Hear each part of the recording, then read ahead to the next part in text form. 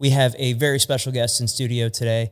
He kind of jumped in and saved the day, and filled in for someone who had canceled on us, but no big deal. We have Steve Geurin here. He is a medical device sales rep here in Nashville, Tennessee. Welcome to the show. Thanks for saving the day. Oh, thanks for having me. Yeah, this is awesome. Yeah, it's crazy how it all worked out. You know, we thought we had somebody and they cancel in the last minute, and we hit up our network and we're like, we thought we were screwed. Like, what are we gonna do? It's just like, you know what? We've got this awesome network back home. Let's just throw up a question and see if anybody has. Next thing you know, we've got like 12 people getting thrown at us, and you guys were the first ones, and we're like, what? You know what? Let's stick with that and let's get them going and get them signed up. So let's run with it. Hell yeah! So it's meant to be. Yeah. So we're gonna kind of get to know each other here. So we have all of our guests fill out a questionnaire, and you put some stuff on there. The first thing that kind of caught my eye was you moved to Nashville when you were 22 with no job, no money, no plan. If you had to describe who that Steve was and who you've become, what's the biggest difference? Yeah, so that is true.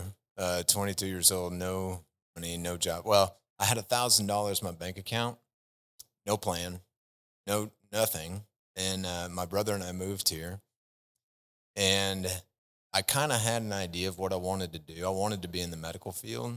I just didn't know at what capacity. I also had failed at college. I just wasn't a good student. So I come here and I thought, well, I'm going to start from the ground. So I became an EMT, and I worked on the ambulance for 5 years. So I did that. I mean, that Steve at that time, I didn't have a lot of discipline in my life, and I wasn't really ready to be. I wasn't a good student, like I said. I just wasn't ready. I didn't know what I wanted to do. I just knew I wanted to be in the medical field. I always enjoyed being the guy who would run toward the situation or run toward the danger. So it was a good fit. And I'm still that guy. I like at church, I serve on the security team just because that's who I like to be. I want to be, if there's something there or something going on, my head's always on a swivel anyway. So they gave me a radio and put me to work. But the biggest difference is I just have more discipline. I'm just a more disciplined person, just like we talked about with the martial arts. Like that's where I learned that. How'd you get into that? That's a fun thing that we all have in common that we didn't know. So had you? Back when I was 17 years old, I was holding boxing matches in my garage. Okay. And guys were showing up, and so we did a couple of them, and I was having some success with it.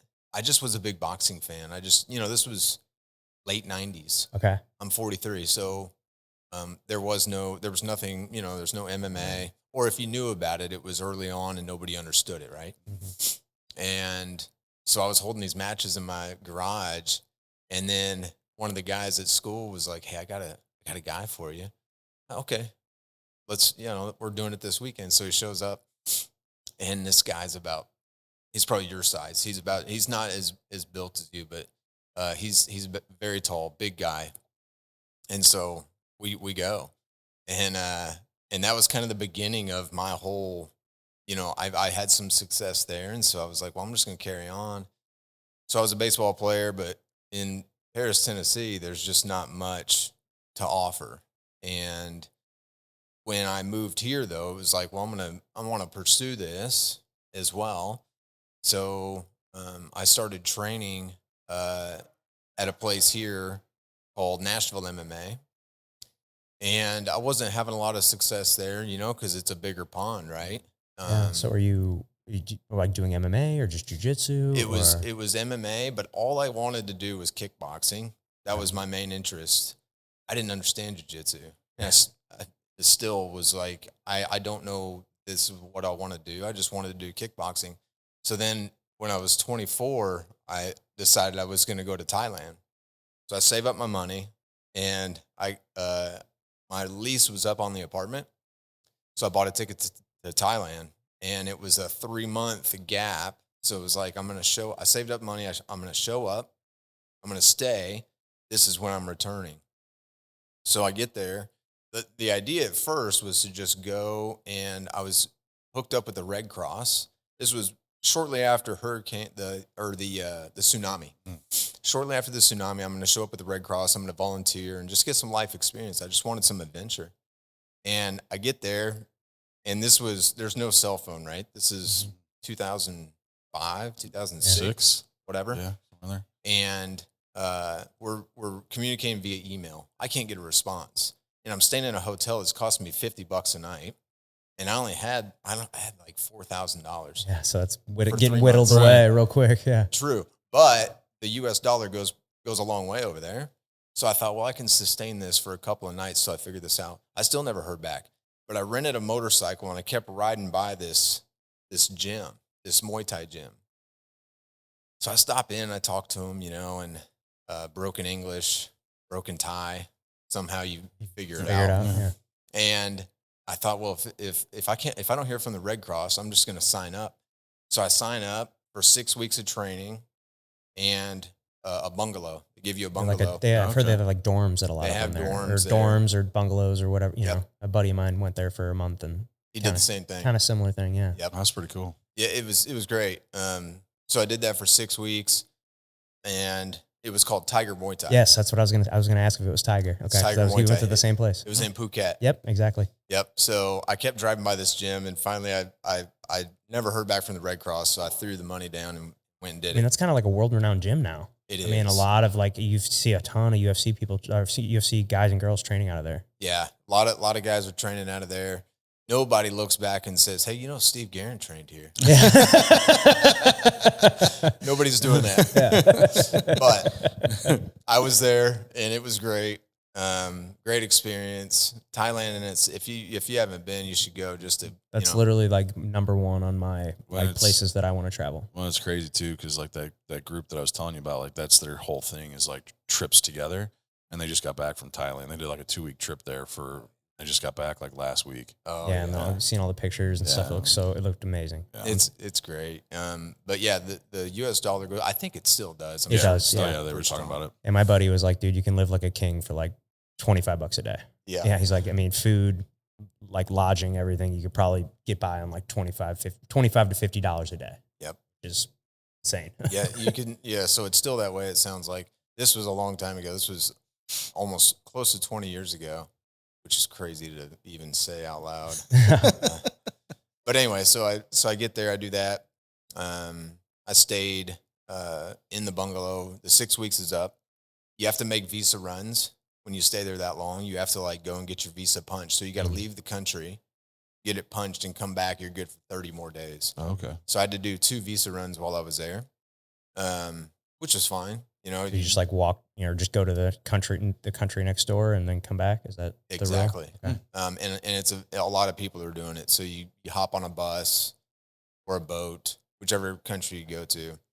I did Burma, and then I did Cambodia, Malaysia.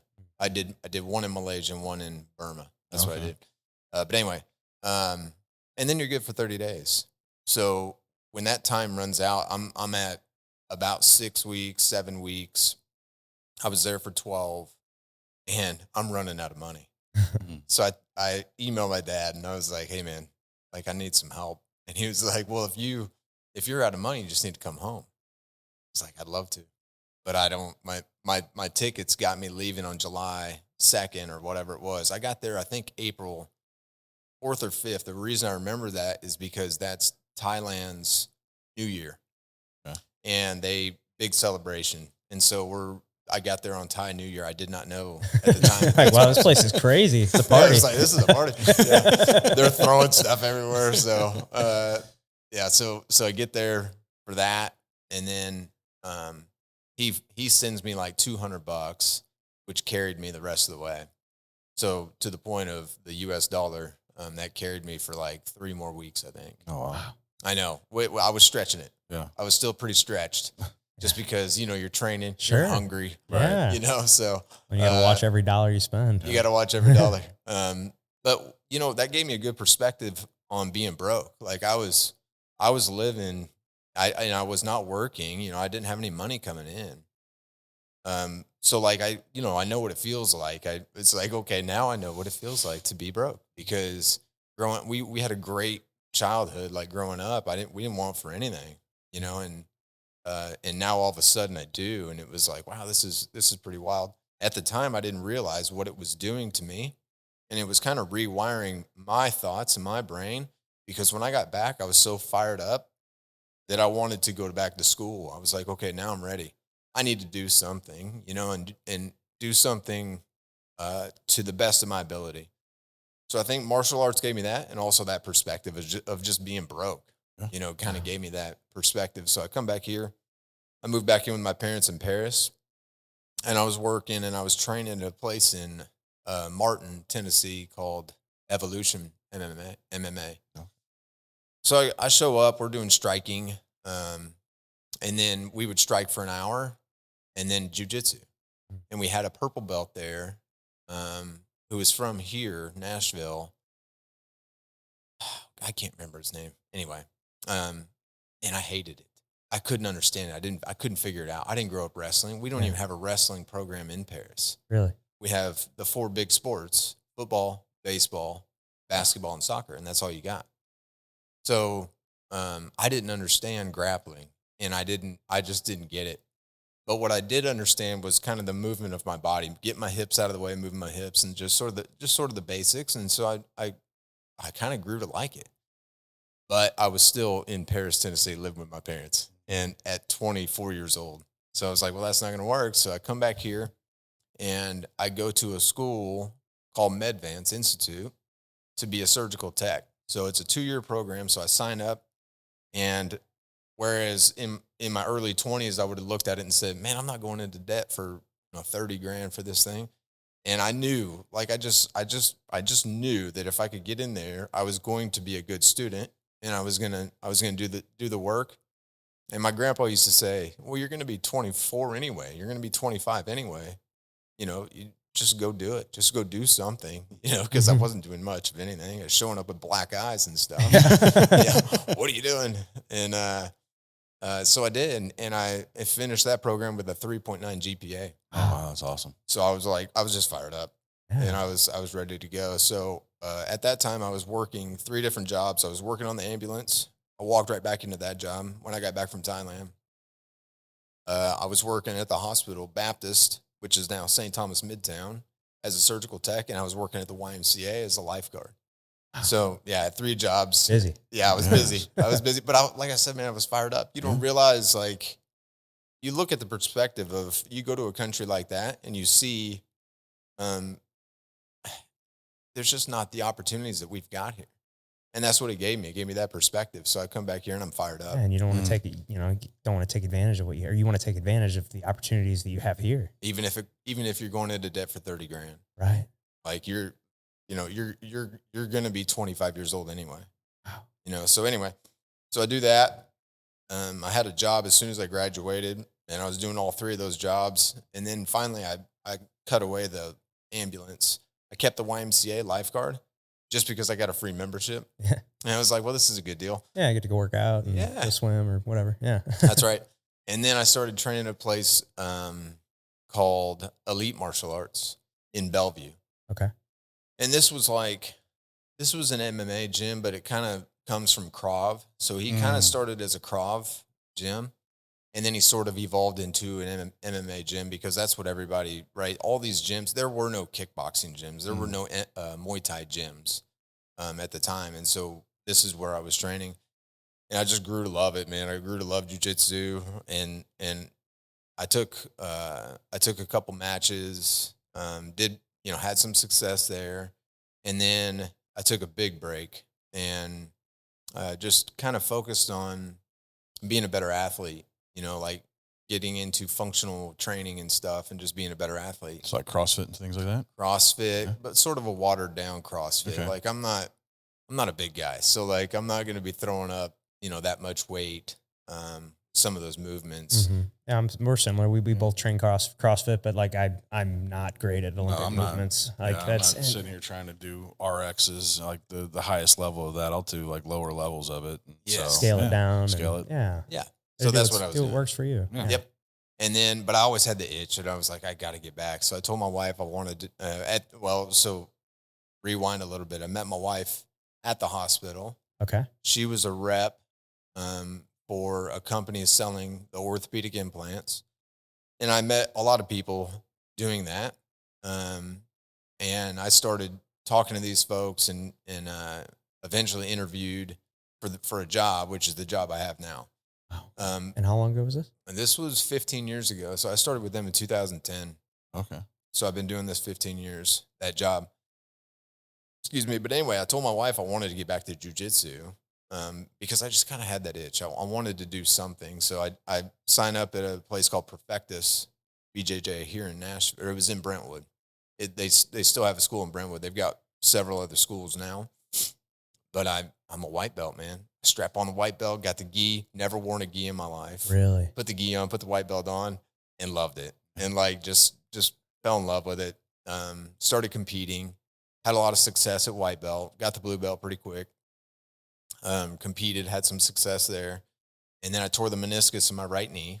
Been there. Yep. Yeah. So you know the feeling. Oh, So yeah. Still torn. Yeah. Well, I had surgery and I've retorn it, and now I'm just living with it. Yeah, I'm pretty sure I'm just living with one now too. So, like I was telling him, we were walking around Dallas, I was like, yeah, every step I take, my right knee just clicks.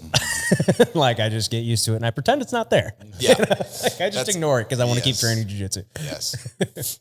So I took time off. So I am probably the longest tenured blue belt they've ever had. Mm. Yeah, I'm a striped blue belt. Hey, there you go. Hey. So, but there's inconsistency, right? Because life gets in the way. Yeah. I've got a job. I've got 3 kids, and so there's just a lot of stuff that kind of gets in the way. Yeah. I still love it though, man. And like, I just have this like idea I want to get back into competing, and I want to do it in the gi. Throw whatever belt color. I don't even care. Like I got to where I don't even care about the belt anymore. I don't care what color it is. I don't care how many stripes are on it. Yep. And I had my wife put a patch of a cross, because that's important to me. And so that's this vision, this romantic vision I have is like going out there and doing it for Christ. Like it's not for me. It's not for the color of the belt. It's not for the stripes. I don't think you can fit any more stripes on my belt. I think it's pretty well fit. So anyway, that's kind of where I'm at with my BJJ journey. Yeah. But I just have this vision of like doing that, like doing it for Christ. And I think I'll get back there, at some point. But if it's not, this year, maybe it's next year, maybe it's, I don't know, right. Whatever. Someday you're going to get back to it. You're going to step back on that mat for sure. Right. Yeah. So I still go, I'll still pop in. I've got a great relationship with those guys. I'll never train anywhere else. Like I love these guys and they invite me to things all the time, and I'll go, and it's like a reunion. It's like those relationships and the bonds. The community that's there. It's incredible. It's the best. I mean, like I was looking at the group chat that I'm in with a bunch of guys, and they're all, there's a bunch of big UFC card tonight. They're like all talking about where they're going together, and like, oh, we're all watching it here. It's just like, it's the best community that I've ever been a part of. Like everybody is just so helpful, so friendly. You're just in this room full of killers. Like everybody in this room is like, could beat the hell out of me, but they're the nicest, sweetest, kindest people I've ever met. Isn't it funny? It is. It's like the guys that could really do the damage are the ones that never do. Right. They go out into the world and they don't have any problems. Right. Isn't it funny? It is. Yeah. It is funny because you think a lot of people think it's the exact opposite. Like you think they hear martial arts, jiu-jitsu, boxing, kickboxing. Like they think, it's just this very brutish, like savage thing almost. Those are the guys that are trying to avoid it. Because they know exactly how dangerous and how hurt you can get from doing it. Right. Right. Well, and you're doing it all the time. You don't need to prove yourself to anybody. No, and not to, right. And who's not to say that you're not going to run into somebody that's a black belt out there. Right. Yes, I mean, because how many people do you know that you look at them and they're the most unassuming person? You're like, oh, like that guy? They got like the small dude over there, like, that's sitting there reading the book. Like he's the killer. He's the baddest dude in here, like that little guy over there, it's like, but you never know. And, you never know. Yeah. And, you said something there that I really resonate with is not caring about the belt color. Yes. Like I think a lot of people get caught up in that. Cause I certainly did when I first started training. Like I just wanted that blue belt so bad. I just wanted, I wanted Just to wanna be, get to be I in wanted, color, I wanted huh? to be in the, I wanted to be in the club, you know, Cause- like, cause I feel like it finally would say I'm not a beginner anymore. Yes. But then once I got that blue belt, I was like, oh, it didn't give me this like superpower, you know, like I'm still the same athlete, same jujitsu practitioner that I was when I had a white belt on. I'm still I just getting my have a- ass kicked. Yeah, still getting my ass kicked by 90% of the gym, you know, like I'm still losing all the time. Even now I've been a purple belt now for about 3 years and, you know, I'm still getting my ass kicked. Just all the got time. your last stripe. Yeah. Yeah. And, yeah, well, I mean, like you were talking about last Yeah. night, watching me roll with one of our coaches the other day, Yeah. and he was just had me just like he could do whatever he wants to me. It's, Is he a one stripe or is he? yeah. Yeah, I think he's a Yeah. one stripe black belt. yeah, he's just a It's freak ins- athlete too. Watching Like, him, watching like that level roll, like just is insane. Like I'm just sitting there watching him, and he's just sucking the life out of you and he's not even moving. Yeah. He is just, and I'm just like, man, that patience, that ability. because he's got me stuck, and I'm like, I Yeah. know I've got two options here, and both of them are not good. And like, I'm either if I go to this one, I know he's going to attack that. If I turn away, he's going to take my. You know, it's like he puts you in these dilemmas, and you're like, I've rolled with him enough that I know that he's funneling me toward what he wants, no matter what it is, and like I'm trying not to give it to him, so I'm just pinned underneath him with a cross face and my chin touching my shoulder. Like. Yeah, he's a monster, but it's just so fun. But yeah, not caring about the belts because it just doesn't really mean anything. I mean, it means something, but it doesn't make you a better grappler. Because like I could get my, you could give me my black belt tomorrow, but there's still that blue belt that still gives me problem, and like you don't want to be that blue belt or that black belt that's getting submitted by blue belts, Right. So it's like you got to earn it, you got to get there, and that's the other thing is like once you do get that next belt, it's like once you get your purple belt, all the blue belts want to come and take your head off. And it's like you gotta step your game up. There's definitely a certain level of pressure that comes with getting the promotions. Yeah, man. I cared so deeply about it early on, even as a blue belt, even when I first got the blue belt. And I thought, man, I was just on this trajectory, and I was like, man, things are going so well, and I'm having success in the tournaments, and they're, I've got a stripe now and all this, and I cared so deeply about it. And then when I got injured, it was just sort of like, it was right after I kind of had plateaued. Like I felt like my training and my skill level was plateauing, and I couldn't figure it out. And I was so frustrated, and I just could not understand what was happening, and I just got really discouraged by it. And that might be why I got injured, that I might have tried to do something that I shouldn't have done, that I know better. And after that break, I kind of came back and throughout that time of that break of when I quit and came back, I think that's when it happened for me. It was like, it doesn't matter. The belt doesn't matter. The stripes don't matter. All that matters is your consistency, and it's your journey. It's my journey into it, because you see guys who come in and they fly through it, Mhm. and I would look at that and say, man, why can't Why can't that be me? where am I? What's happening here? And so I kind of grew to just not care. I mean, it matters. It matters, but yeah. it's not something I try not to let it consume my thoughts, or like it's not something I'm thinking about all the time. It's like, okay, well, I got that fourth stripe. Well, I could get the brown belt any day. It's Any like day. but it's like I'm not like waiting around for it. I know it's going to happen when I'm ready, and I trust my coach, and I know that he's not going to give it to me before I'm ready, and I don't want it unless I'm at that point. Yeah, and it's funny is that that parallels to my life professionally as well. So like I've been in this position for 15 years. I became a leader on my team about 8 years ago, and I thought, oh, I'm ready. Like they know I'm ready. They knew I was ready, and that's why I'm here. And then I would get like a new guy, and I would not develop him correctly. Or I would think if I lead him in a certain way, it's going to work because this is what worked for me. And it's like, what I learned is you can't force it. You can't force somebody to be something that they're not. And everybody kind of learns and needs to be led in a different way. And similar to jujitsu, you can't force these things.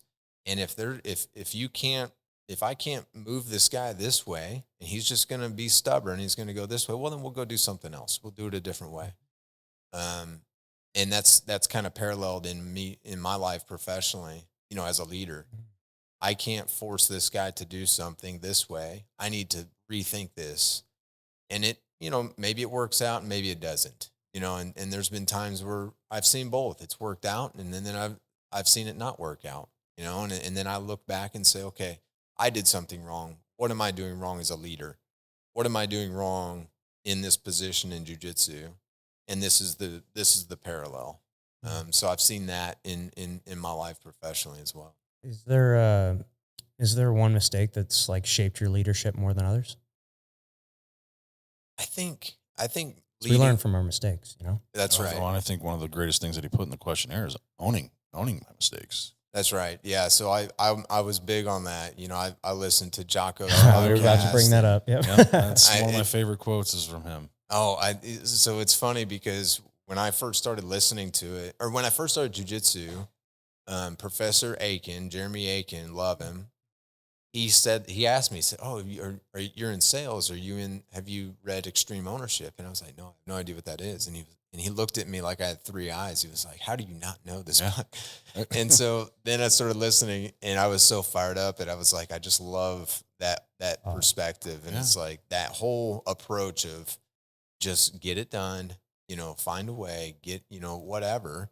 And it was like a Bible to me. It's like, oh, this is where I'm at. This is what I need to be doing, is owning those mistakes. And I had this teacher when I was in third grade named Mr. Estes. And I remember he said, so I did something and something stupid, something third graders do.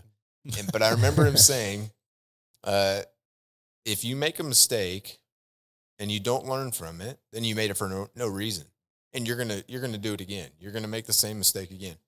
And so I've never forgotten that, but I never really implemented it until in my professional life. It was like, if I make a mistake, I have to learn from it so that I can be better next time and not make that same mistake again. So shout out to Mr. Estes because it stuck, Yeah. and It's amazing the lessons that we learn and what really sticks and versus what is actually being taught. right. It's incredible. Isn't that funny? Because it's like I don't even know what subject he taught. I have no idea what it was, but I remember that. Yeah. And I remember Mr. Estes bringing that up, and everybody talked about how mean he was, and he was the meanest teacher in school, and I don't even know if I had him for a subject, but somehow our paths crossed, and he gave me that, and here I am, 43 years old. It's like I still remember. Shout out, Mr. Estes. Yeah, shout out to Mr. Estes. Mr. Estes. That's awesome. Well, I mean, a lot of the aspects of this show, manhood, fatherhood, things we like to touch on and speak to. I mean, what is, when you hear manhood, what does that mean to you?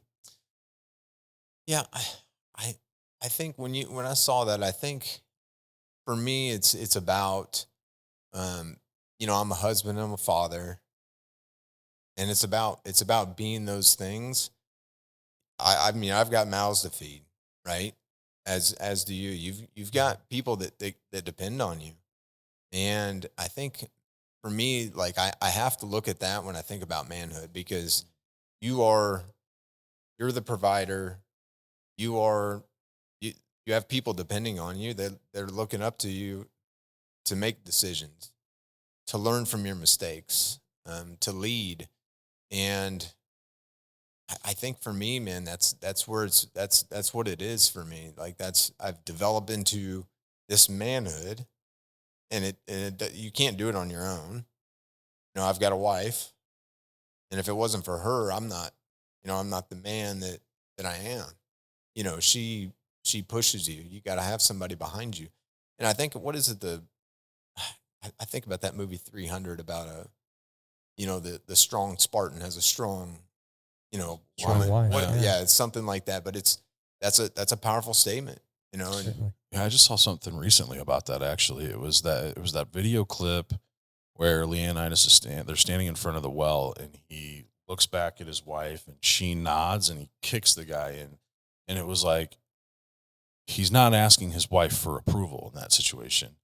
She's just there to just remind him the man that he is. Yeah. And then boom, kick. I Kicks was the like, guy into yeah. the pit. Yeah. That's a great scene. Oh, such Yeah. a good movie, man. I remember the first Awesome time I saw that movie.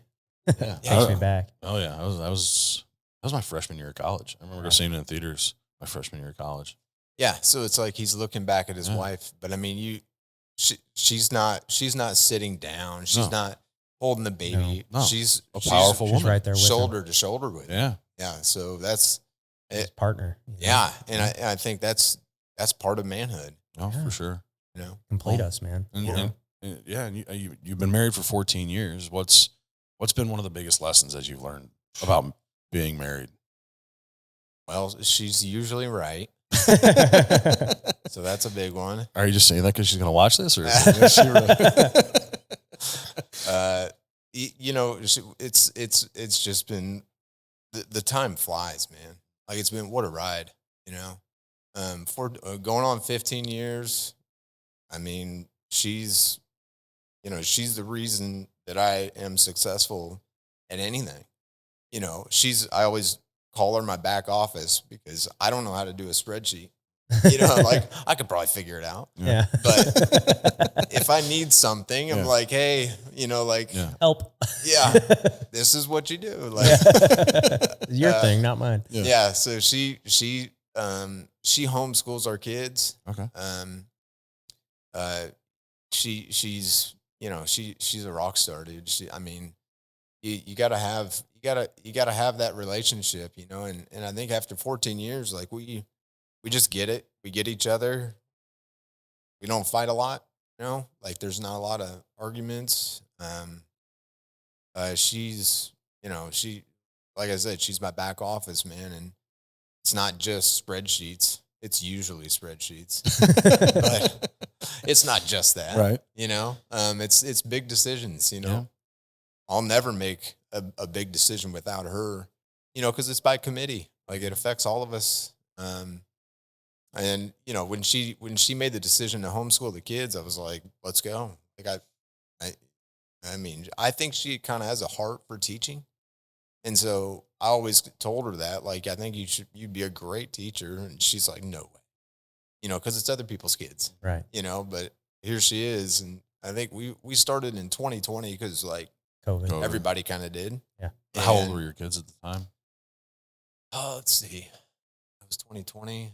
Orbit was kindergarten. And the other two, well, actually, Levitt had just been born, our youngest. And then Coco was probably 3. Okay. So not in school. Gotcha. Corbett was our oldest. So he was going to be going into kindergarten, or was in Yes. kindergarten probably I think when he had just started. started it, Yeah. and then everything shut down. And Yeah. So, okay. and yeah, I think that's, because he was, that's what it was. But anyway, and then we were doing a structured school. We were doing a Montessori style school for kindergarten. And then they did this virtual thing. And it's like, can you imagine holding a virtual meeting with a 5-year-old with kindergartners?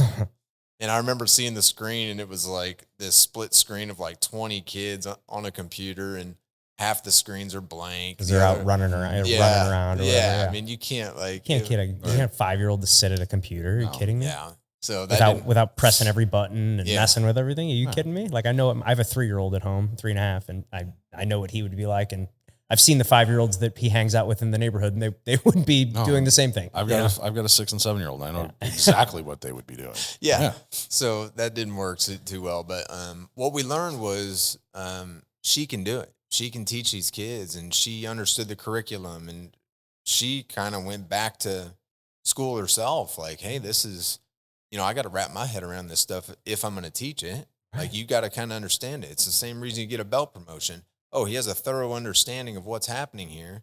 You get to the level of purple belt, you could probably teach, right? And it was the same way for her. She's learning, and then so she can turn around and teach it to the kids. And she's done a phenomenal job with that. So shout out to the homeschool kids because, you know, I think it was Charlie Kirk said, the homeschool kids are going to change the world.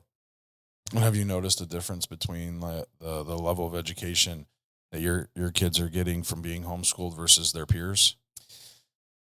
I I think I don't know about the level of education because I don't really Right. it's hard to say, Yeah. right? I don't see their test scores. I know my kids are thriving in it, Yeah. but what I do notice is the behavior. Oh, okay. So my wife keeps them on a short leash and it shows, I mean, these kids are yes, sir, no, sir, yes, ma'am, no, ma'am. And, Please, thank you. yeah. And Which is crazy that because my kid, I'm very strict with my kids on that. Like that's one thing that it's never yeah, or it's yes sir, no sir, yes ma'am, no ma'am to everyone, and it's crazy that like those basic things aren't being taught, and that's the thing is like you don't have to have homeschool your kids to teach them those things. right. Those are things that they should be taught anyway, and that's the thing that just is crazy to me that's not a thing anymore. Yeah. Public school education is fantastic, right? I mean, there's good and there's bad. Certainly. I think what Absolutely. it comes down to is the teacher. Yeah, we said this on the show many, many times, but I mean, there's good and bad in everything. Right. There's good teachers, there's bad teachers, there's good cops, there's bad cops, there's good doctors, there's bad doctors. It's people. People vary. Yeah. And right. like you can't, and I think the ones, the ones that give everybody, it's especially with social media, if there is a bad teacher or a bad doctor or a bad cop, that's what we're seeing. Right. We're seeing the negative on social media that's getting broadcasted to the world. We don't see the people, people aren't as vocal about when things are great. People are mostly vocal when things are bad or poor or bad, horrible things are happening. And, I think that's where this like negativity comes for teachers and for public schools and stuff like that. Because I mean, my wife's a public school teacher and, it really, this kind of stuff particularly bothers her obviously, but cause she doesn't experience any of that kind of stuff in her school. You know? Yeah. Well, that's great. And my dad was a school teacher. He taught school for 40 something years. And it's interesting because I ask him now, he's retired, and I ask him now, like, what would it take to get you to go back? And he's like, there's not enough money in the world to get me to go back. Like they couldn't do it because I remember him talking about the No Child Left Behind thing. And that was like the beginning. That was kind of the tip of what we're seeing in that system now. But he's like, if a child fails, then they fail. You don't just push them through. Like we're missing something here, and there are some lessons there that are not being taught. We're missing. There's a segment of something in that education that's being missed. So I love public school teachers. My dad did it for 40 something years. My grandpa did it. Long line of school teachers in my. You didn't want to go. You want? I said something to my dad about when I was in high school. I said, "Yeah, I think I want to be a school teacher." He goes, "Son, you'll never make any money. You'll never." It's just like, look at me. He was like, "I just now hit $50,000 a year after 35 years of teaching school." Wow. And he was like, He's like, do it if you That's love a it. problem right there. That's a problem. That It's is a huge problem. Like that should be a revered job. That I mean, along with other professions, police officers, again, like firefighters, like all these jobs that are so important for our community. I mean, having school teachers it should be such a revered job that they're getting paid so much that people should just want to be teachers because I mean they're teaching our youth and they're teaching our future.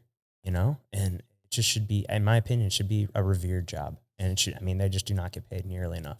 And that's why, the homeschooling's on the rise. I mean, how many guests have we had on the show that are homeschooling their kids? And, the common theme amongst all of them is that their kid, like you said, thriving. And most of them are, as they're getting older, are moving through things faster, learning quicker, learning better, and actually learning things that are important to living a life. Yeah.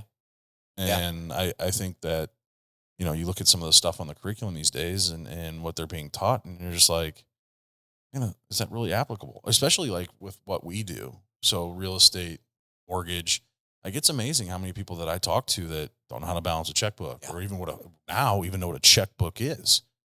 Like, or know how, like, know how many credit people, works. How many people or, have you like, oh, I need a check for your earnest make. What's a check? or I yeah, don't have I don't have a checks. checkbook. Yeah. Yeah. You know, and it's just, it's crazy. Like how to sign their names because they've gotten rid of cursive, but like basic things like doing taxes or like accounting or finance, any of that stuff. I'm like, I don't know how to do any of that. no, I'm really glad. I'm really glad I learned wife what. does Yeah. Yeah, I'm really glad I learned what the surface area of a parallelogram is. You know, it's Well, I really mean- become applicable in today's society. I mean, there's so much that we learned that was like like at least that I recall, it was just memorization to pass the test. Yeah. You know, I didn't really learn it. I memorized it well, and I memorized the definitions, I memorized the formulas or whatever it was, just to pass that test. So I get the good grade. So I get a pat on the back when the report card comes out. And now I don't remember more than half the stuff that I learned. Now I'd be curious to ask you, with your kids being homeschooled, how many hours a day do you think your wife spent, or do they spend like in school? She keeps them busy. I think the first 4 or 5 hours of the day is pretty locked in. Mhm. She always tells me, even if I get off work early, don't come home till after 3 Yeah, because I'm a big distraction. sure. Dad's the fun guy. When Dad comes home, it's Dad, a party. it's a party. Yeah. Yeah. And so I try to structure my day to where You're not coming home in the middle of school day. exactly, because I will disrupt that. But Yeah. I would say at least 5 hours. Yeah, that's what I was going to say. I mean, I just assumed that it was going to be certainly less than an 8 or 9 hour school day Well, that our kids are spending. Like for example, like I said, my wife's a teacher. Kids get there at 8, they leave at like 4. Buses drop off. The final bus leaves right around 4:00, and so I mean, there's 8 hours of the day right there. Yeah, that's a long period of time. it's a long time. That's a third of the day. There's a lot of time it's not being utilized For sure. My wife, she's funny, but she has this structure of, if you are in school to the kids and you cry, run laps. So she takes them, she sends them out, and if she sees a tear, you're running laps around the house. And we got a big hill. No. Well, and so It's not fun. if my math is mathing, so your kids are 10, 8, and 6 now. Yes. Yeah. So what was that? That's the youngest one is kindergarten, first grade. He just started kindergarten. Okay, kindergarten, and then third. Yes. And fifth. Fifth. Okay, that's right. Yeah, and again, like I said, I just at those ages, like I don't know, like you go back and you look at some of the stuff that you see get posted out there about like how the school system was developed was, and how these 8-hour days were happening was to get people to basically comply to like the employee-based work model. Like, hey, you're going to go work for 8 hours and then you're just going to come home. But I feel like now, like you're seeing that shift, and more people are kind of getting away from it. And I mean, I'm being divorced. Obviously, that would make schooling extremely tough. But yeah, I mean, it's something that it's always kind of intrigued me, and love hearing that the more and more people are starting to just make that switch. Yeah, it's been great, man. We've got a good community of homeschool kids and parents that are very involved. I think that's what you see is the parents are much more involved in the homeschool. Kind of have to be, right? Right. But it's also whatever you put into it. My wife puts a lot into it. A lot of work, a lot of effort goes into this. Well, and that's another thing too is, like, does your wife have any issues separating the teacher versus parent role that she has? She doesn't seem to have any trouble doing it. But women are great multitaskers. They just she's great. Yeah, I can't do that. The multitasking. Yeah, she's fantastic with that, and she's good at she can compartmentalize things way better than I can. And I've had to, that's almost been like a learned skill for me. Mm-hmm. For her, it's just very natural. It may have been nurture, but it was nurtured a long time ago when she was young. And so she does a great job of that. She's a good disciplinary. I mean, I do too, but the kids don't really listen to me. It's a party. Yeah. So which is fine. But I think she gets frustrated at that sometimes. But now she shifts. It's a pretty smooth shift. Okay. I'm mom. I'm also this, and we're here to work, and playtime is later. And she does a great job with extracurriculars. The kids are involved in all kinds of stuff. They're actually in Lexington, Kentucky right now. My daughter has a cheer competition. Partying it up at KU, huh? Or UK? Yeah, so it's a big deal. So I'm sure she took my daughter and our youngest. And so our youngest is kind of the wild card. Okay. You know, it's like if whoever's got him, you're on him. Yeah. Like, there's no breaks. So do you see, because you always see those funny videos about firstborn, secondborn, and thirdborn. Do your kids fit into those molds? Yeah. Oh yeah, dude. First, like if Corbett disappoints you, he's so upset. Yeah. And he's so frustrated with himself because he disappointed you or he didn't. Everything, we have rules, and these are the rules. And then my daughter is kind of like, yeah, but they're negotiable. Yeah. You know? Rules are made to be broken. and she will break them. I'd rather ask for forgiveness than permission on this one. Yes, a lot of that. And then our youngest is like, I've never heard of any rules. Yeah. There's rules? I'm not familiar. Yeah. He's not familiar with the rules. That's funny. That's hilarious. So yeah, that's so they're up there now. So I'm here with our oldest. And I was telling you, we went to Bass Pro Shop. You know, we're just filling the day, man. Just, you know, and we're going to go home, do a bonfire. And that's cool. Roast some marshmallows. Grandpa's in town. So they're playing chess right now. Oh, do you guys have them in like Boy Scouts and all that stuff too? We haven't done Boy Scouts. We looked at it. Yeah. Corbett is in karate. Okay. He's also in archery, and he's on a swim team. Oh, very cool. Cool. So his days are pretty well filled up with stuff. We looked at Boy Scouts. It's just another thing, you know. Did you get them into archery so you guys could go hunting later in life? That's exactly what we're doing. Hell yeah. I love it. That's awesome. So we went to Bass Pro Shop so we could get some new field tips for his arrows. Okay. And, Cool. And just look around. Yeah. Yeah. Oh, yeah. They just put a new Bass Pro in by us, and it's sweet. I mean, my son, if I ever need to go kill an hour, we'll literally just go in there, look at the fit, because they got like the big fish tank and we just walk around. He likes to get in the boat. They got the boat showroom there, and he'll just walk around and be in the boats or sit on the 4-wheelers or whatever. He just loves to do all that stuff. I will tell you, if you guys are into that and really love, so where I went to college, where we both went to college down in Springfield, Missouri, is where Bass Pro started. Oh. And it's got the original first Bass Pro, and I think it's the biggest one, right? It's the biggest, and they've built a massive museum to it. So if you're ever looking for just like an out there road trip, actually not even out there, but go to Branson. Branson's a really, really cool town it's built up in southern Missouri, southwest Missouri, and just north of it, about 30 miles, is Springfield. And that's where the first Bass Pro is and the largest Bass Pro, and they've got this incredible museum that you can walk through. What? Yeah, that's awesome. It is incredible. Yeah, I had no you idea. could go there, and you could go walk around for hours. You could spend a day there. I mean, we used to do that in college. I mean, yeah, it goes just me and my wife would at the time, and my wife now, girlfriend at the time, would just go there and walk around. Well, that's the thing though, is we went there. I was down there, so I played baseball down there, and we were having an alumni event down there, and this was we're actually having an alumni game. So my kids obviously weren't around to see me play baseball. And so they had an alumni game. I actually got to pitch, first time stepping on the mound, and since I retired from baseball. I was so it was cool to take him down there, and he got to see me play. Well, after that, we went to the Bass Pro Shop. That's the thing. When you're in Springfield, you go to Bass Pro, and we got there, and they had it was 2.5 hours until they were closing. And we went to the museum, and they're like, I don't think you're going to have enough time to make it through the museum.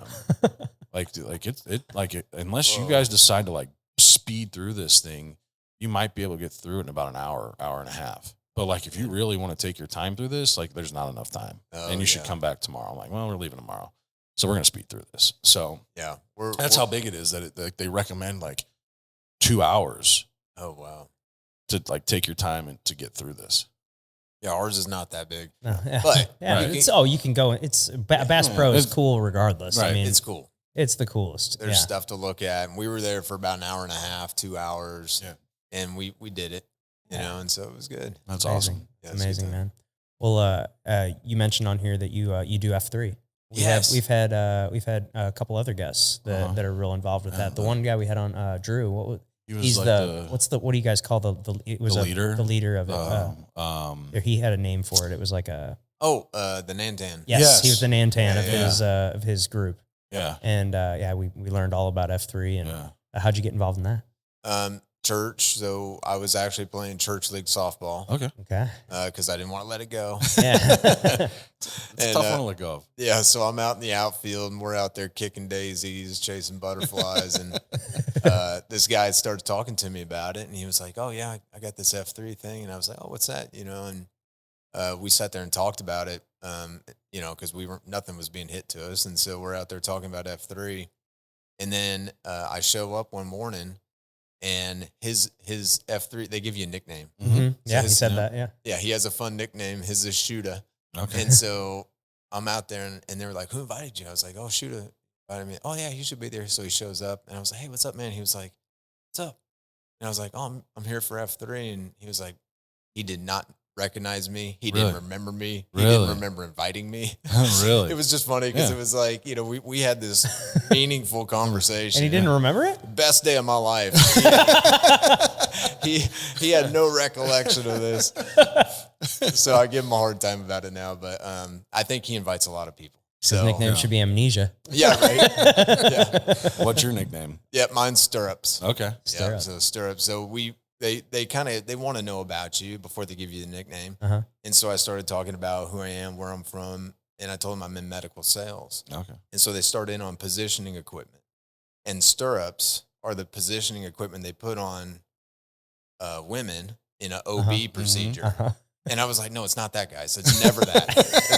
It's never been that. But it was too late. Yeah, it's stuck. Yeah, it stuck. So I became Stirrups. So when I'm in the hospital and I see Stirrups on the wall or Yeah. like I see that, I'll send a picture to the guys. Like, Yeah, it's just funny. that's hilarious. Yeah. How has that grown your relation? Like just becoming a man and who you are as a person? Because I mean, he dove into it, and I had no idea that this was a thing, and it was really cool to listen to hear the things that he was saying. Like what are some of the like big lessons that you've taken away and learned from F3? So, it's fitness, fellowship, and faith, right? Right. So the fitness aspect, I was already in pretty good Sure. shape. So, Right. yeah, I didn't really, but what I was missing was that community. I had the BJJ community, but I had been taking some time off and I wasn't really plugged in. And, but these guys, man, it's a community of guys that are all like-minded. And you may not agree on anything politically. You don't have to be a Christian to be a part of it. Whatever. But it's more about just having a community of guys that you can call up or count on or whatever. And for me, it was that. It was a community of guys that get together and you do something, you work out or whatever, but there's that fellowship part of it that you just, a lot of guys are missing, especially when you get into your 30s and 40s, it's easy to get isolated into all I am is a worker. I'm a husband and I'm a father. I don't have any friends, and this is what I do. Isn't it crazy how hard it is for guys to make friends? It is. Yeah. Yeah. Once you hit that, like you said, once 30, you 30, even like out of college, like getting into the real world and working, like it's crazy to think of how hard it is to make friends with other guys. Yeah. I never had like a group of guys, you hear about guys going on golf trips and going on, whatever trip. I never had that. And I think in F3, you see that. You see a lot of guys organizing events and trips, and they even have what they call the 2.0s, which is for your kids. And so now they're organizing groups for you and your kids to go do things. That's cool. Oh, that's cool. And really cool. everybody shows up, and you're talking 15, 20 plus guys, and you're all out there just hanging out and just doing stuff, man, and like raising kids. And we're all in that season of life. And if you don't have that community or network of guys, you can get isolated, man, and you can go down some dark paths. Oh, absolutely. And that's the fellowship component of it. And then as far as faith goes, it's that as well. I've seen guys come in who are Christian. I've seen guys come in that are not. I've seen guys come in that are not and still are not, and that's okay. And I've seen guys come in that are not, and now they are.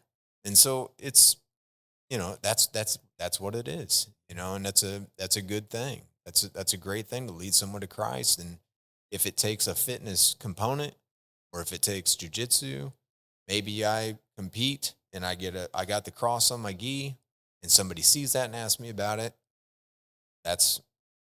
Maybe that's what that's for. You know, maybe that's what maybe that's why I have that feeling. I don't know, you know?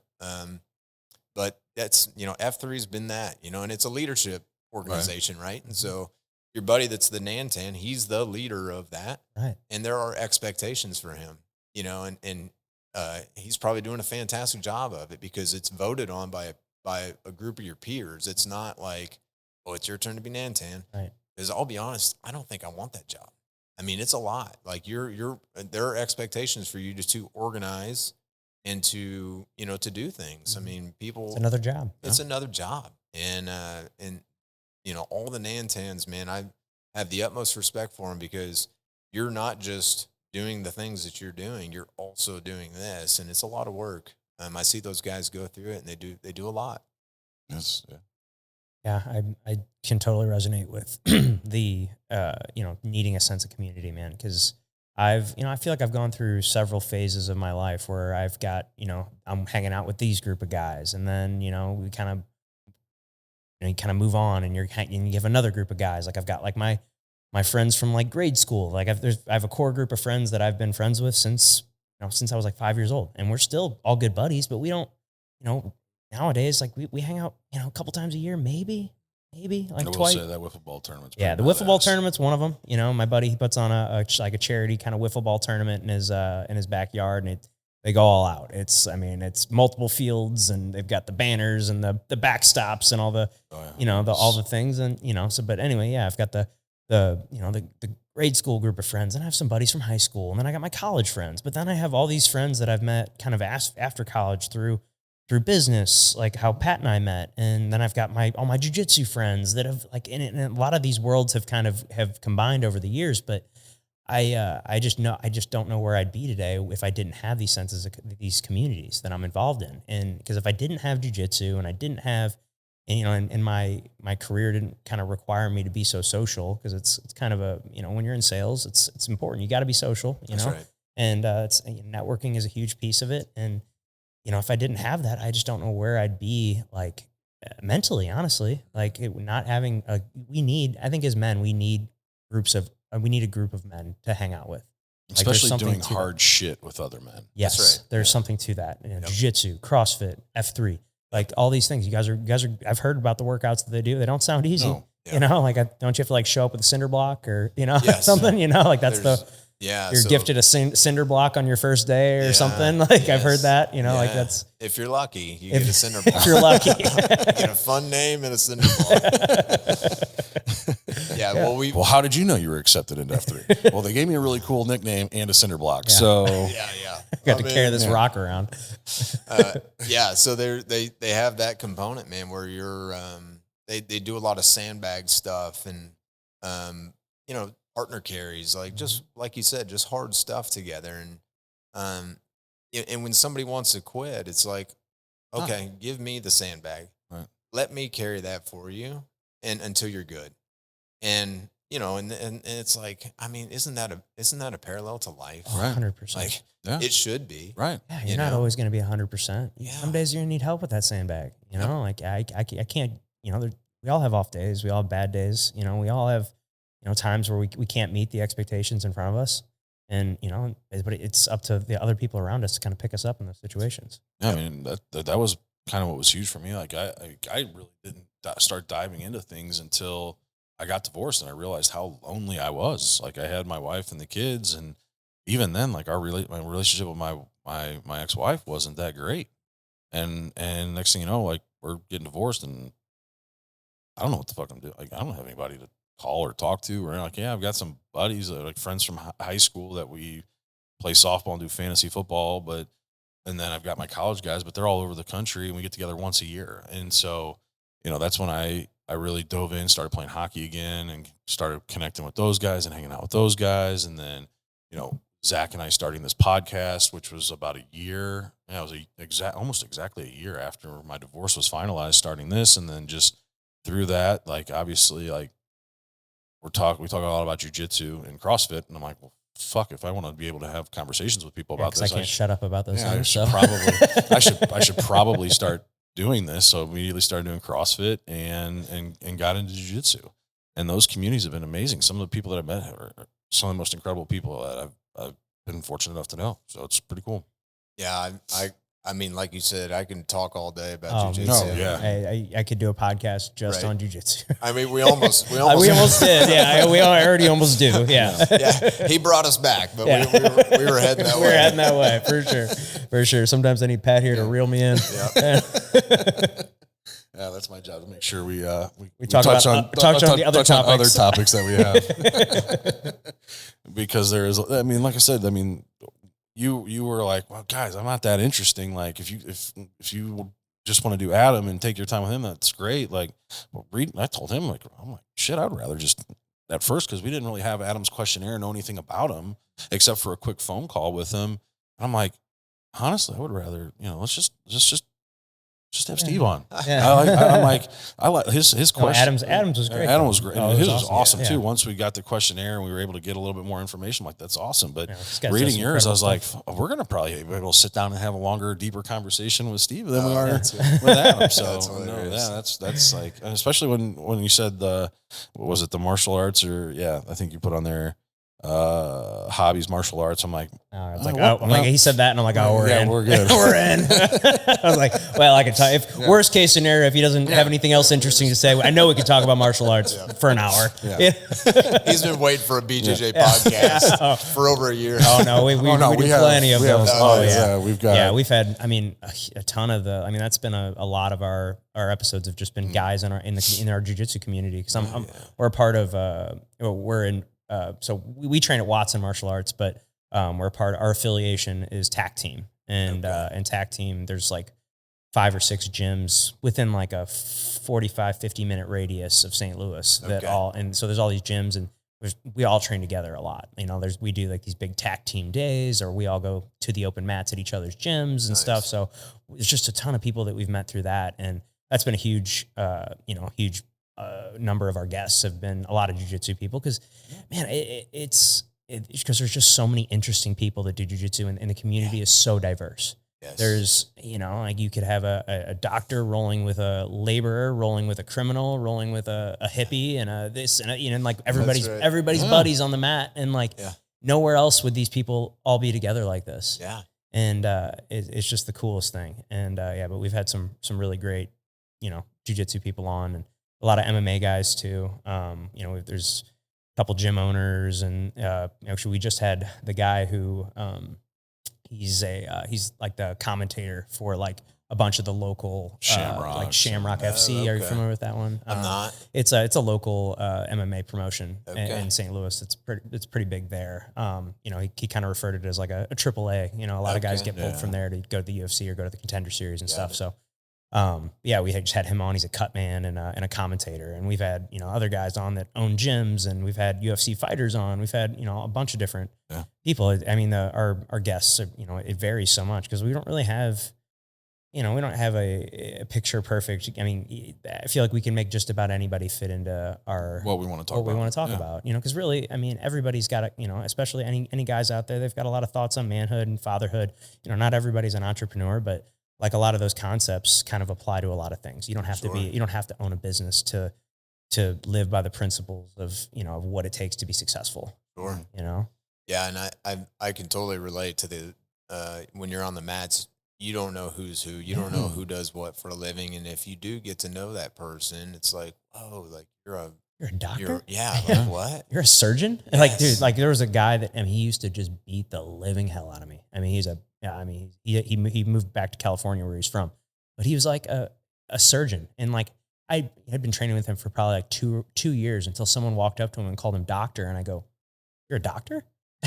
Like you with the cauliflower ears and like this big, meathead looking dude who just literally ragdolls me and throws me across the mat, like you're a doctor. I recently found out this just past February that the COO of my company is a brown belt. I'm like, what? You look at him and you're like, wait, what? And then his daughter is like a world champion in like judo or Muay Thai, something like that. And him and I sat down and had a great conversation. The first time I'd ever really like talked to him, and he doesn't know who I am. I mean, we're one of the largest mortgage companies in the country, and I'm from some small branch in southern Missouri that, and yeah, we sat down and had an excellent conversation. And then I'm like, dude, if you ever come to St. Louis, can we roll? Like, can we go? Come to St. Louis. Let's go roll. Yes. So roll and we'll have on the podcast. Yeah, exactly. You should totally do that. Yeah. Funny story. There was a guy who had moved here from Arizona, and he took a job, and he was using us. He was one of our surgeon customers, and he kept talking about jiu-jitsu, and I was like, well, dude, let's go train. Like, let's just go train.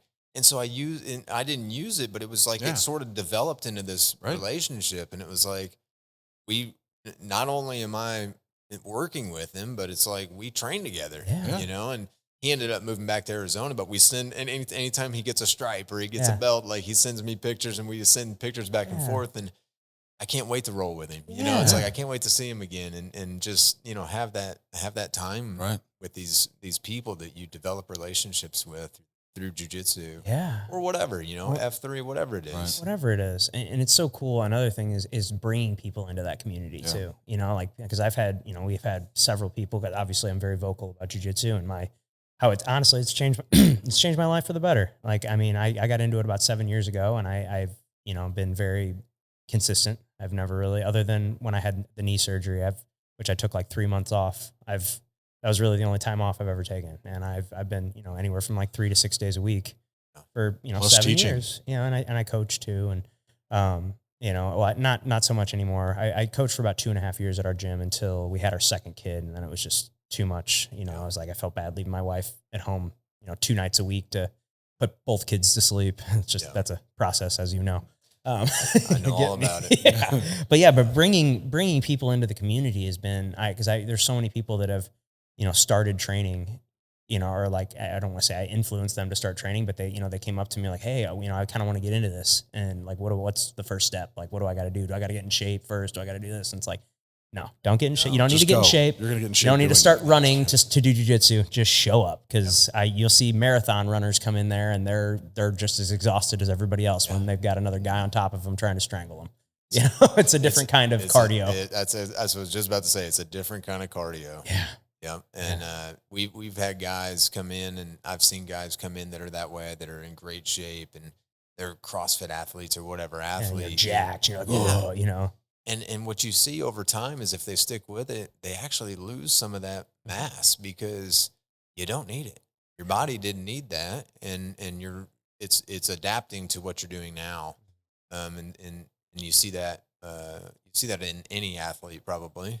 So it's a very different. Yeah, a buddy of mine, he's like, man, I just can't keep weight on. He's like, I've lost like 20 pounds since I've started doing this, and I'm eating like a horse. I can't keep any weight on. Yeah. And he was like a kind of a big, like, bodybuilder type guy, and just, really muscular and stuff. He's like, I'm like losing all this weight, but like, I feel great. And I'm like, well, that's you should go off of how you feel. It's not, you don't, just because you're when you step on the body scanner and you want to see your muscle mass or whatever, it's like, it doesn't really matter that much. It really doesn't. Especially, go roll with that 150-pound black belt over there. He'll tell you, you'll realize right now that weight doesn't really matter when he's on top of you, because like I was telling him, there's a smaller, he's about I don't know exactly how much he weighs, but he's probably $150, $155 maybe, but man, he gets on top of you and he feels like he's 3,000 pounds, Wow. So it's just crazy. I was just telling him that because we were rolling yesterday, and Kurt, I mean, he's not a very. Yeah, I think he said he weighs about 160. Yeah, he's not, and he felt heavier than the guy that I've rolled with that was 300 pounds. Like, I was just like, well, how the hell is he? What? Yeah, like it sucked rolling with him, and he was so slow and methodical with what he was doing. I'm like, what? Like, get off! Like, I couldn't get him off me. Yeah. This sucked. That yesterday sucked. I think Pat spent some time being the nail, not the hammer yesterday. So we've all been there, right? Oh yeah. I've been there for sure. It sucks, but it's like, it's also great. Oh, I left that. I was so, I'm still hurting today, but it's great. Like, I feel like it's a good hurt. So My wife says she can always tell when I come home because I usually hit like the midday or the morning class, and we'll talk for a minute or kind of catch up on the day, and she's like, "Jitsu today, didn't you?" She can tell because I'm just more chill, like I'm just more relaxed, and Oh yeah, it's like the kids started a fire. It's not a big deal. Yeah, well, just go first. You know what the fire extinguisher is, right? well, it's cool though because like I usually only roll in the mornings at like 10 a.m.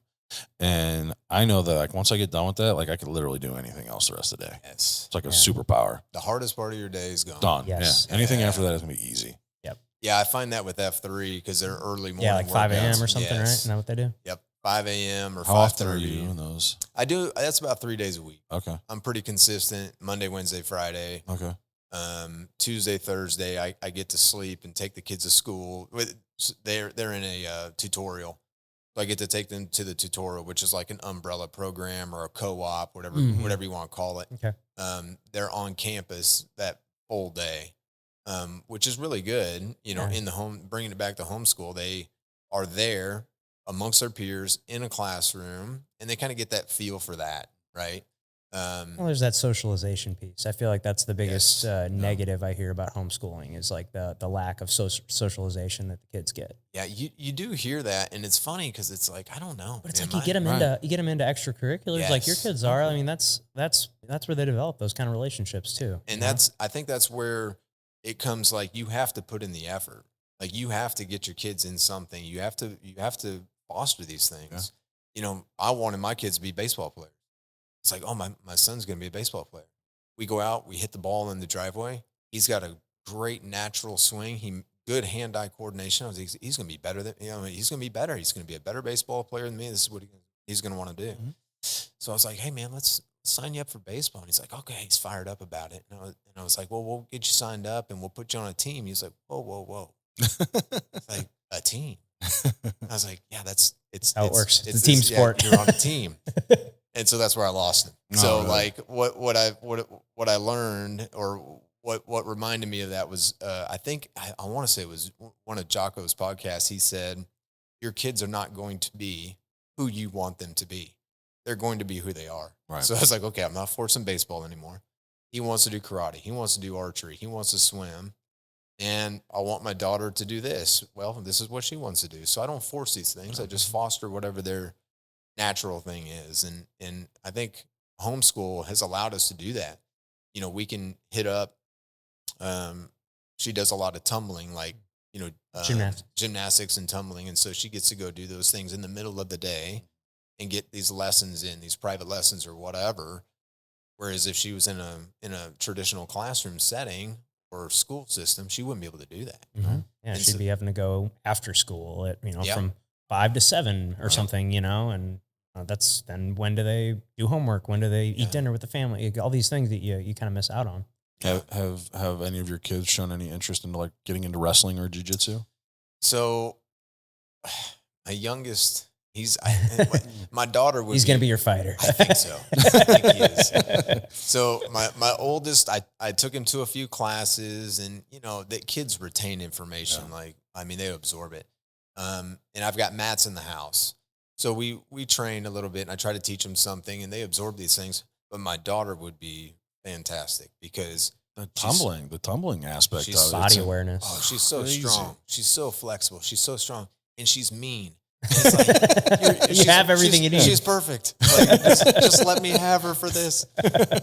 But it's not happening. So I've got my sights set on the youngest right now. Yeah. So I'm still working on that one because my wife he's the baby. Uh-huh. And so like she won't even let me get him a haircut because he's gonna look older. Exactly. So we're right there with my youngest right now. He's yet to have a haircut. He's a year and a half old, and he's got just these curls that like go down his back. Dude, basically. It's fucking it's Connor. Yeah, let that shit grow. And that's what I said. I'm like, no, we don't need to cut it yet. It looks. You just take your hat off, honey. Yeah, we're letting it grow. Yeah, I was like, we're letting it grow. You look at this. He's got to enjoy it while he's got it. Because look at his future. Look at your dad. Look at me. Look at all. It's not looking good for him. That's right. He might not have hair. It's okay though. I've accepted it. He's the same way. Levitt's got these long curly hair, and it's like he's pulling it off, man. It looks good. It's a good look. Good look. Yeah, I'm jealous. It's not my look, but it looks good. My oldest has beautiful hair. They give me shit all the time because I always wear a hat. They're like, you've got great hair. Why do you always wear a hat? And I was like, I don't know. I just grew up always with a hat on. Yeah. And so, but my oldest will never wear a hat, and he hates wearing hats, but he's got incredible hair. Like, I am so jealous of his hair. That's awesome. It comes down to about here, and it's all wavy and all that. And in the morning, he'll go in slick it back. Oh, he slicks it back and it gets all wet, and it's just I'm like, man, you know what you're doing. Yeah. He's gonna crush it. Oh yeah, for sure. He's gonna be just fine. Just with the hair. Yeah. He's a big boy too. He's the doctor's like, oh, he'll be about like 6'4", 6'5", and I'm like, where the fuck's that come? Like, I know I'm tall, but like, where's that coming 6'4", from? You know where it's coming from. Like, well, no, like I'm like, wait, how's he gonna be taller than me? Like, I don't get that, but whatever. Yeah, I don't know. Yeah. Man.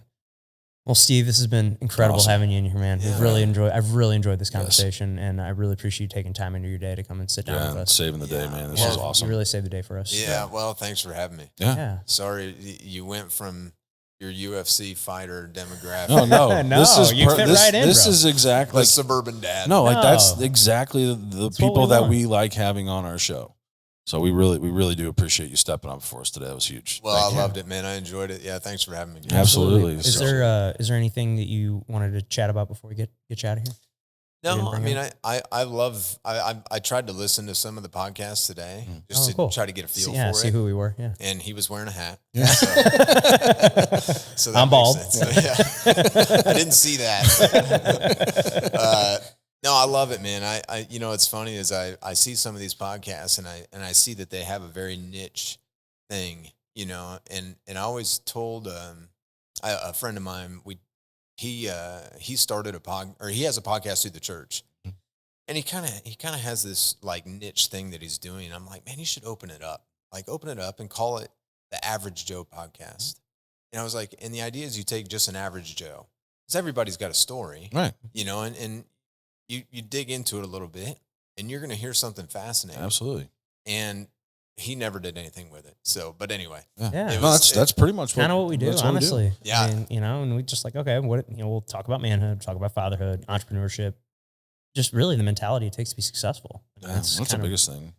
yeah, I love it, man. And so I hit the follow button. Oh, Hell yeah. thank Thank you. you. Appreciate Thank that. you. Thank Well, you. thank you. Which is funny because I was looking at that and I was like, wouldn't it be weird, like 15 years ago, if I was like, hey man, I'm following you. Like, why are you doing that? Yeah. Don't follow me, weirdo. Yeah. But yeah, exactly. Stop doing that. Like, I'm going to call the cops on you is what I'm going to do. Yeah, It's called a restraining order. And now, It's like, no, I wanted all the followers. Yeah, exactly. I want everybody to follow. That's right. Times have changed. Well, I don't know if you got to the end of one of our episodes, but we do end the show the same way every time. So before we get you out of here. We play a little game. We call it the tombstone game. Okay. Here lies Steve. What's it say on your tombstone? Here lies Steve. Christ follower. Gosh, man, I mean, not a perfect person, right? There's not one.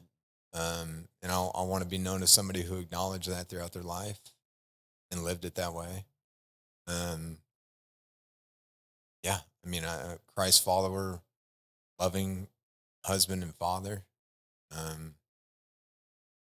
I think that's. I don't want to run out of my tombstone. I need to make room for the flowers. I want to leave a little room for the flowers. Yeah. So I'm gonna go with that, man, because that's number one for me is Christ. So That's awesome. Perfect, man. Awesome. Well, thank you again for your time and thanks for saving the day. Yeah. I really enjoyed this conversation. So awesome. Thanks, guys. And thanks to everybody at home that watched or listened to this episode. If you could, please click that subscribe button for us. That'll help us out a ton. Pat and I have a goal of to get to 500 subscribers on YouTube before the end of 2025. So help us hit that goal. Click that like button. Share this episode with a friend or share it on social media. We've realized our episodes do particularly well when our episodes are shared on Facebook. So if you ever want to help us out a lot, share the episode on Facebook if you liked it. And thank you so much, and we will see you next time.